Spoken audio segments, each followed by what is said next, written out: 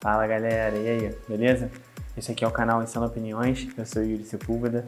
A gente vai falar um pouco sobre a independência dos Estados Unidos, afinal hoje é dia 4 de julho de 1776, fogos. Vamos falar um pouco de independência para quem, né? Afinal, quais foram os corpos que foram libertos? Você ficou independente de quem exatamente? O que estava envolvendo ali o contexto dos Estados Unidos da América, que até então era chamado de 13 colônias. Bora pro vídeo, vamos entender um pouco sobre a independência dos Estados Unidos. Vai lá, editor, solta a vinheta.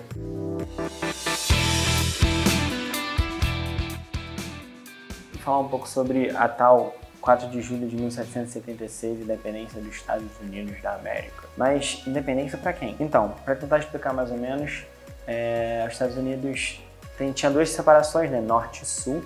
O Norte com uma economia mais voltada para povoamento, né?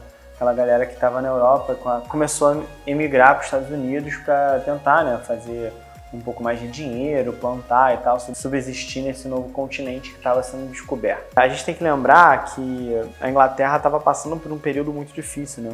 Então, chamado de período das revoluções. Começa ali mais ou menos por volta de 1646 e vai até o reinado de Ana, começa ali em 1701. Basicamente, esse período de muito estresse, de muitas mudanças no reinado inglês, fez com que o norte e o sul dos Estados Unidos já tivessem uma certa independência econômica da Inglaterra. Por quê? Porque o reinado, a coroa inglesa, estava totalmente voltada para as questões internas, né? Para readministrar o país como conseguia administrar anteriormente. Então, o que acontece? Você tinha esse norte do país que era feito por maioria de pessoas que vinham oriundas do Reino Unido, que vinham da Inglaterra, Escócia, Irlanda, esses países, e que já viviam com uma certa quantidade de noção do que era o mundo, né? O mundo também estava começando a passar ali pelo processo de iluminismo e tal. Então, assim, os Estados Unidos começou a fazer comércio, fazer troca numa rede comercial que passava muito por Holanda, né? E aí a Inglaterra, nesse período de muita crise, de muita troca no reinado, começa a se reestabelecer ali por volta de 1701. Mas focando nos Estados Unidos, você tem esse norte, que ele é uma colônia de povoamento, e você tem o sul.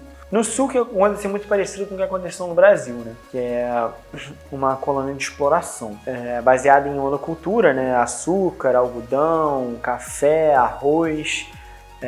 Faziam muita produção de bebida alcoólica também, uísque, né? Tem uma grande diferença, né? Como era uma colônia de exploração, se existia um mercado de escravizados, né? Um mercado de pessoas que eram escravizadas na África e eram levadas nesse comércio de tráfico de navio negreiro, que ia para várias regiões, tanto da Europa quanto da América, para trabalhar, né, com a agricultura.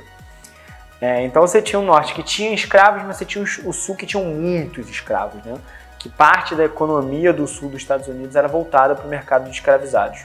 O que acontece? Em 1701, quando a rainha Ana recupera a coroa inglesa e consegue fazer acordo com Escócia, com Irlanda, eles começam a voltar a cobrar taxas e impostos das 13 colônias, que era como era chamado lá a região que hoje a gente conhece como Estados Unidos da América. Os administradores dos Estados Unidos falaram: opa, peraí, calma aí, a gente está há anos sem pagar essas taxas para vocês e a gente não vai começar agora. Isso estoura uma série de conflitos, tanto entre Norte e Sul, quanto com as 13 colônias e o colonizador, a Inglaterra. Eles acabam fechando um acordo com França e a partir daí tem um gato que vai aparecer na tela, provavelmente. Vamos apresentar já o gato. Essa é a Sarabia, ela adora morder fios, tá? Voltando, onde é que eu tava? Tá, a dona Ana começa a comprar impostos, os americanos vão falar: não, peraí, a gente tava um bom tempo sem pagar, por que a gente vai começar a pagar agora? Blá, blá, blá, blá, blá, blá. Blá, blá, blá, blá. Falei que nem o Ciro, blá, blá, blá, blá. Blá, blá, blá, blá. Bem, afirmam um contrato lá com o governo francês e conseguem a então independência. Agora, independência de quem, para quem e por quê? Os escravizados foram libertos? Não. A expansão para o oeste parou de matar índios? Não.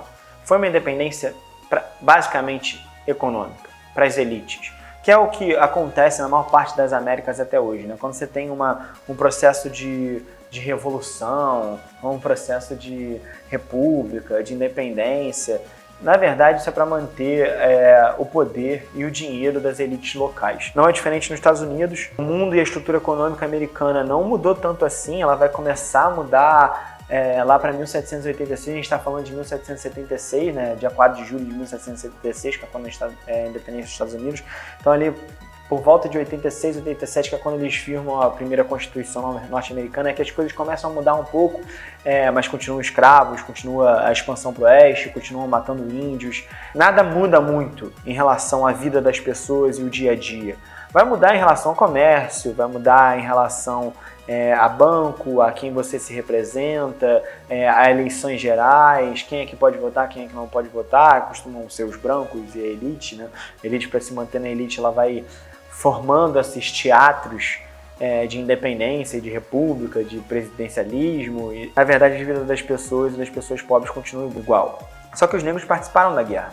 Né? Depois, quando você vai para a Guerra de Secessão, para a Guerra Civil Norte-Americana, entre Norte e Sul, os negros participam da guerra e várias promessas que foram feitas pelo governo americano não são cumpridas. Né? Por exemplo, durante a Guerra de Secessão, prometeram para os negros libertos que lutassem na guerra uma terra, né? E prometeram terra para os negros que estão esperando até hoje, né? Essas terras prometidas pelo governo americano. E o engraçado de você pensar, né? Eu já tinha comentado aqui sobre o iluminismo e como as influências do iluminismo para a primeira Constituição americana e para o próprio processo de independência, liberdade, igualdade e fraternidade. Eles focaram muito na liberdade, né? Inclusive, liberalismo econômico, neoliberalismo, bolha imobiliária, essas coisas. Eles estão focados nisso até hoje, inclusive com a pandemia. Mas bem... Então a minha pergunta que fica é, independência? Para quem? Uma boa pergunta para a gente se fazer sempre. Quando a gente está num processo histórico, ou num processo civilizacional, sociológico, antropológico, seja o que for, é bom se fazer algumas perguntas. A história é dada pelo lado vencedor. Então, independência para quem? A gente está aí num momento histórico com várias reivindicações para acabar com o racismo cultural, com a violência policial contra negros. A gente tem um Brasil com índices loucos em relação à quantidade de morte da população negra. Então, independência para quem?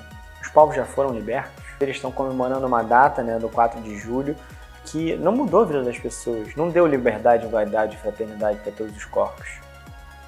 Então é isso, galera. Curte aqui o vídeo, compartilha com geral. Espero que vocês tenham gostado. Eu tentei explicar de uma forma bem didática e tentando explicar um pouco nessa semântica por trás da independência dos Estados Unidos e o que significou isso. Então é isso, curte aqui, compartilha, comenta, segue o canal. Vai vir muita coisa por aí, muita explicação sobre termos, sobre política, sobre processos de revolução, sobre processos de independência e outras coisas que vêm na minha cabeça, algumas ironias, algumas brincadeiras, algumas sketches de piada. É isso. Obrigado. Até a próxima.